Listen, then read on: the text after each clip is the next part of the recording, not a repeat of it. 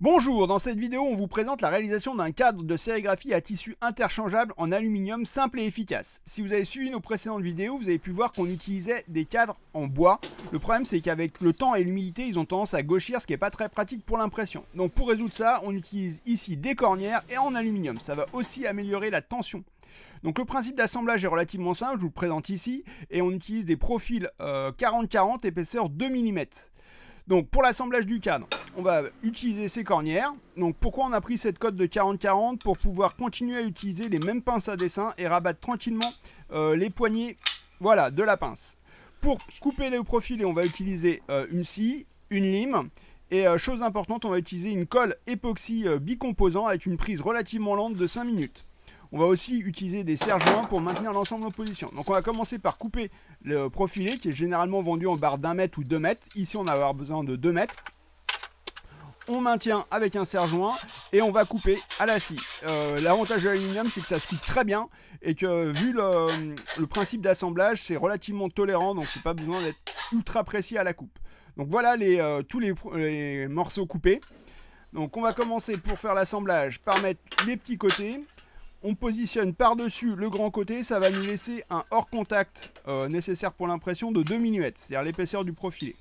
On met les petits morceaux de 3-5 pour faire l'équerrage, donc c'est eux qui assurent l'équerrage, donc c'est la forme du profil qui maintient l'équerrage en fait.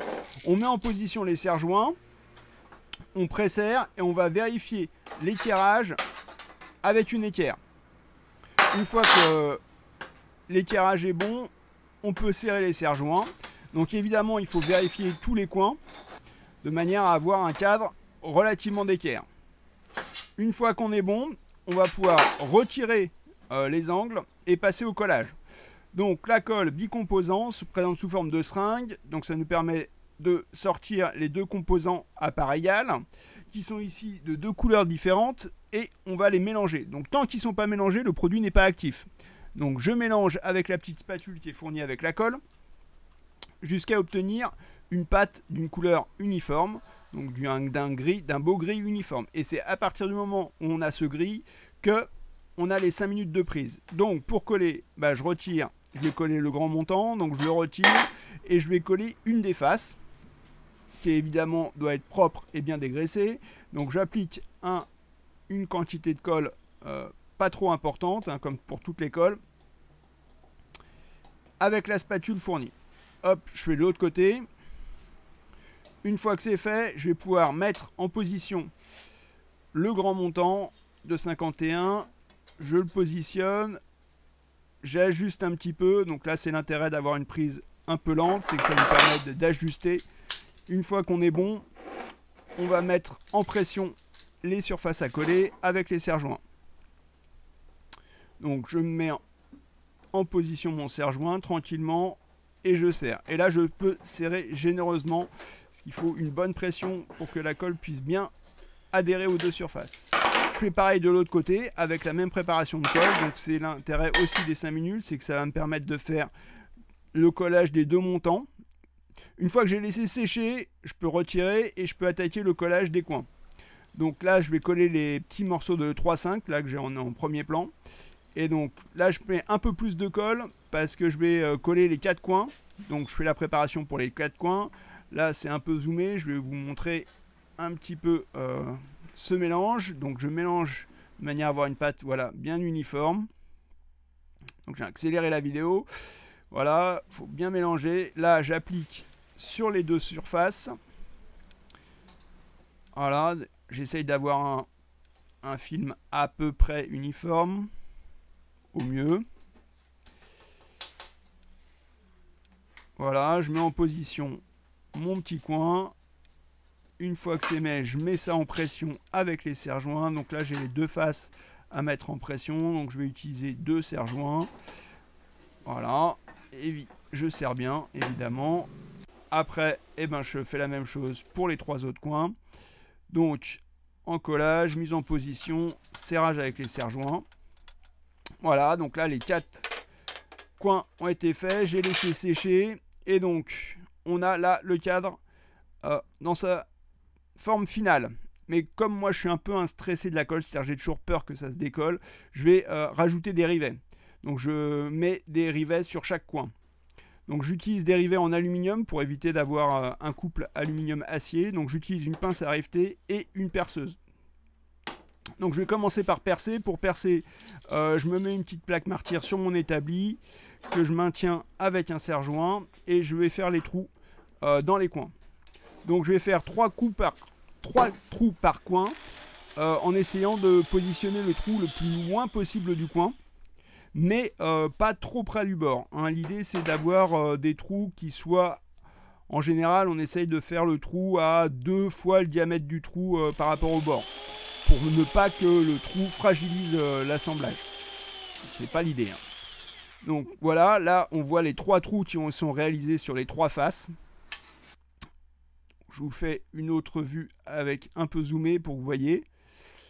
Voilà, l'idée c'est évidemment de faire la même chose sur les 4 coins. Une fois qu'on a fait ça, on va pouvoir riveter. Donc je positionne simplement le rivet et avec la pince à riveter, je tire la queue du rivet qui va venir serrer l'ensemble. Je vais faire un petit zoom pour que ça soit bien clair. Ça permet de voir les deux côtés. Là, donc voilà, la pince elle tire la queue de rivet, le rivet se déforme et met en pression les deux parties à assembler.